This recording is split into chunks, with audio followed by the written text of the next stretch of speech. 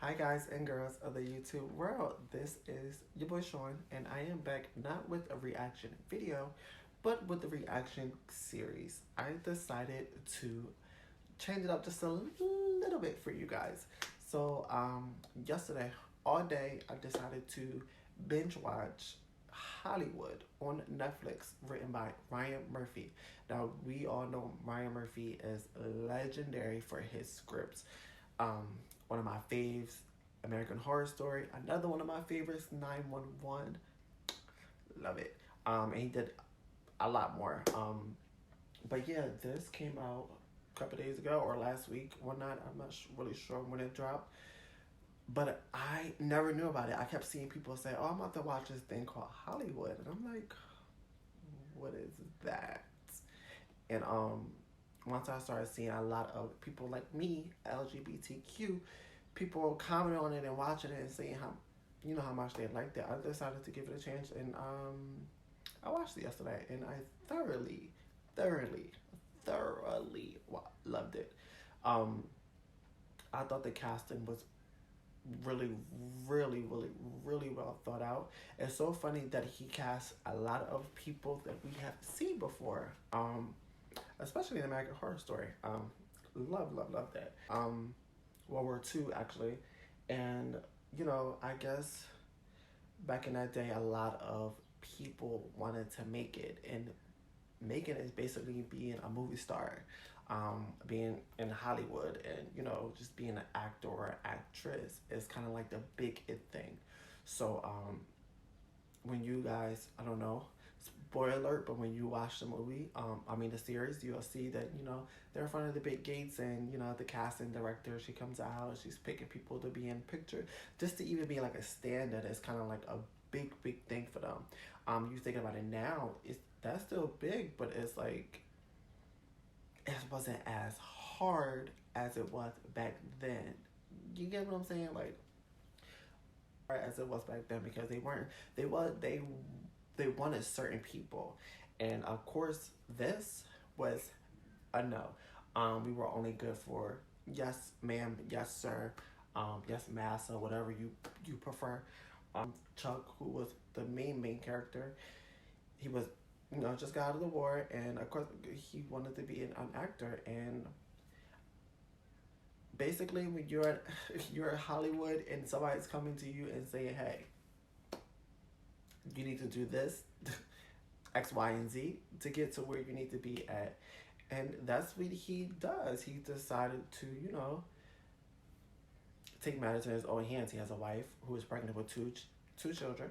And yeah, it gets a little bit pretty graphic.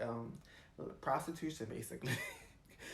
He has to sell his body to get, this, and to get, his foot in the door in some way. And it goes to shows that it's not as different as it is today, because if you think about it, people are still doing the same thing. A lot of people would do anything to be on a screen, to be in a music video, to be in a series at that, to even just just to even get your foot in any celebrity's door, a producer, a writer, actor, actress, like anything. They will do anything to do it, and just shows that like it's an ongoing thing. Even the prostitution type thing. But it was so well thought. It was so well written, because if I gotta compromise my ego and my morals and my respect for myself just to get to where I need to be, then so be it. That's what their mindset was. And of course there was things that he did not accept. So he found an alternative, which was another African American guy who was gay, and he wasn't afraid to, lay down with the fellas. That was he was like, okay, if I gotta do this just to get some jump change, just to get, this is what I'm gonna do, and he did that. On a positive note, this African American guy was also a writer, so he had a vision, he had a goal, and by all means he was gonna do whatever necessary to get to where he needed to get to.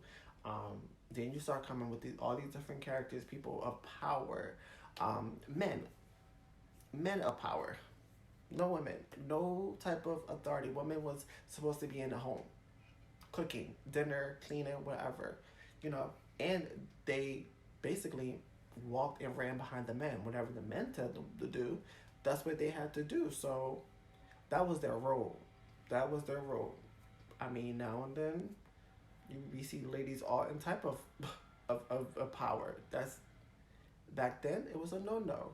So just to see that build up into something what it was, and to see that hey, a female can do this and get successful ratings at the end of it, you know.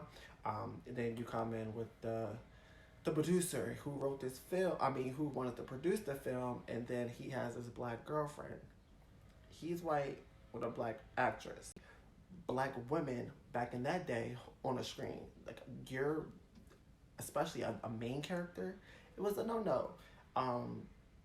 So she works hard, and you can see that she's very, very talented because in the show there are the white women who actually, you know, states how beautiful she is and how talented she is, and those people, and the people she worked for, because she's contracted with them to play her role to from going for a maid, which was so funny because it was actually a part in the show, what a series, that she was playing a maid and she was playing it the way she thought she should play it. And then you have these white producers like, no, dear, we need you to funny it up. Basically, we need you to massa it up. They wanted her to be more like a comedic maid by speaking in a southern dialect that's really, really offensive. No, oh, massa, oh, you know, like, come on now. Yeah, it just kind of just goes to shows that, like, if you want to make it in Hollywood, you basically have to do whatever is necessary to do it. Doesn't matter if you're this or that. And then yeah, that means black and white. Yeah, that's what it means. Yeah, it just doesn't matter. Like you have to do what you have to do, and I think I like the show even more because you see these white men basically shouting out no, no, no, and then you have the women behind them and some of the men as well, like, why can't she play this role? Why can't the black girl be in the forefront? And then, you know, like, why is it so bad that this black man wrote this script, you know? But back in the day, if people from north or south heard about this type of shenanigan going on, they're gonna boycott the movie, and it's not gonna be played. It's not gonna be anywhere. So the CEO, he's like, no, this is not gonna happen. I'm not having a colored guy write a movie and then have a black woman start in it as a, that's not, no. We would, my whole studio gets shut down. And then you have the wife who took charge because unfortunately the man who's strong and mighty had fallen, and now she's in the forefront calling the shots. And when she's calling the shots, things are getting done. Things are put into motion. The black girl, Camille, she gets the lead. The black guy gets to stay on his script. The movie gets produced. It's no longer this type of woman, but it's this type of woman. And it goes to shows that it doesn't matter if she was white or black, but the black woman got the role, and she played it so well that everybody else they couldn't blink an eye to it. They couldn't even say no, because it was that she was that good. She depicted the character in a different light that made everybody say yes. And to see that back then was kind of like wow, because even she said, you never see, like, look up at the screen, you never see a girl that looks like her. Never. And to go a little further in, she ends up meeting Queen Latifah, who's in the show, and she was an actress as well. And she played a role, was invited to the premiere because she was nominated. She was invited to a premiere, but wasn't allowed to sit where the actors and actresses sit. She had to sit in the color section. No, I don't even think she even got to do that. I think when she won, they brought her from the back to accept her award. But after she won that award, she was never appointed another role. Never appointed another role that was important or the forefront or the number one actress. Never again. So for her to see this black girl do it, and she tells her, don't take a no from me. Like, do not take no for an answer. It just goes to say that there is a lot of things that I think back then would have changed so early on, or possibly could have changed. What if, gay people were allowed to walk around publicly, like, with another gay man like we do now, holding hands? Like, what if that would have, if that was allowed, if that was pushed, like, so, like, things would have just been so much different as of right now. What if women of color was in the 40s was allowed to take lead roles, to be an actress, to be that lead actress, and not have to fight to be that actress, but to be that actress because lead actress because she was good, not because she's not white. Like, she just was good. It doesn't matter if she was black, white, Asian, whatever, because she was good. What if that was to happen? A lot of women that we idolize now would have taken that, it would have been easier for them to get a role. Lena Horne and, like, just all these women. Like, what if that was, she won that Oscar, if Camille really won that Oscar and opened this floodgate the doors for a lot of black women. Like I said, Queen Latifah couldn't even get into the premiere to win her Oscar until she won. Doesn't matter if she was nominated or not. She wasn't even allowed in the building. What if, like, what if that was allowed? What if she would have opened just opened the doors for so many women back then? For that black man to just write a script and just say, here, I wrote this, without them gasping for air and cutting their eyes. What if black men was in that position of power back then? Women in that position of power back then. Oh my gosh, you have a lot of questions, and it makes you think about a lot of things. Like, Asian women wasn't allowed to be in roles that, like, oh my God, sorry. There's a lot of things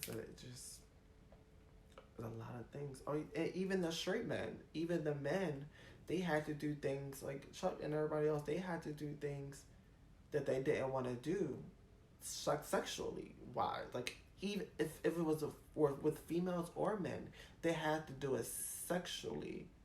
And they had to do it, or not, they was tossed to the side, or the career just ended because these men had this type of power to say your name and just end your career like this. It doesn't matter who you are. It doesn't matter if you didn't get your foot in the door. If you turned them down and said, no, I'm not doing this, you're done. You're done. Like, why does that have to happen for them to get a role? To be sexually assaulted and taken advantage of. It's this show. It just, oh wow. Ryan Murphy, you did a good job, because after this show, I wanted to go back to episode 1, because I'm pretty sure there was a lot of things that I have missed. It was a lot. in the show that they depicted. You know, once they realized they was going with this black lady as the lead, and we have this black writer, and we're gonna produce this film. KKK, everybody else, the racism they started threatening, and you know, as just this. I'm not gonna. I don't want to really spoil it for the people who have not watched it and probably thinking about watching it.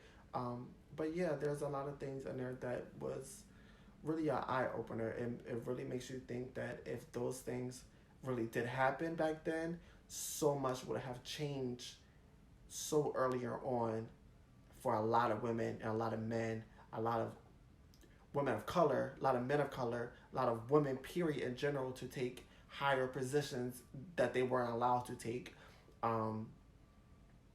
Yeah, that things would have changed for those people in the 50s and 60s, 70s, you know, it would have it would have been a different type of flow for them, you know. Yeah, I don't want this to be too long, but yeah, this is Hollywood on Netflix. Right? I suggest you guys to go and watch this series. Tell me if you did watch it. What did you get out of it? What did you like? What didn't you like? I read an article. There was a lot of backlash from this film, but in my eyes, I thought it was pretty amazing. So let me know what you guys think. Don't forget to subscribe to our YouTube channel, and I will see you guys again.